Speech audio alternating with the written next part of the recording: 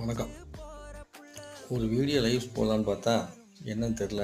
யூடியூப்பில் எண்டு ஸ்ட்ரீம்னு இருக்குது. சரி, ஆடி மாதத்தில் ஒரு குழந்தை உற்பத்தி ஆச்சு அப்படின்னா அந்த குழந்தை 10வது மாதத்தில் பிறக்கும் இல்லையா? அப்போ ஆடியிலேருந்து 10வது மாதம் சித்திரை மாதம் வந்துடும். அப்படி சித்திரை மாதத்தில் ஒரு குழந்தை பிறந்தால் அந்த குழந்தைக்கு அவருடைய தந்தை அப்படிங்கிறவர் மிகவும் உபயோகமானவராக இருக்க மாட்டார் அப்படிங்கிறது ஜோதிட சாஸ்திரத்தில் ஒரு விளக்கம் கூறப்படுது. இதை மனித வாழ்க்கையில் வாழ்றவங்ககிட்ட ஆராய்ச்சி செய்து பார்த்தா சித்திரை மாதத்தில் பிறந்த ஆணாக இருந்தாலும் பெண்ணாக இருந்தாலும் அவர்களுக்கு தந்தையோடைய ஆதரவு முழுமையாக கிடைச்சது கிடையாது. அவங்களுக்கு தந்தையுடைய ஏக்கம் இருந்துகிட்டே இருக்கிற மாதிரி அமைப்பு இருக்குது.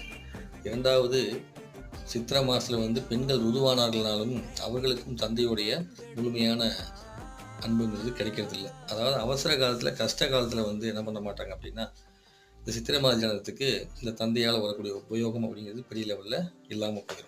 அதனால் முடிஞ்ச அளவுக்கு ஆடி மாதத்தில் ஆன்மீகத்தை நாடுங்கள்.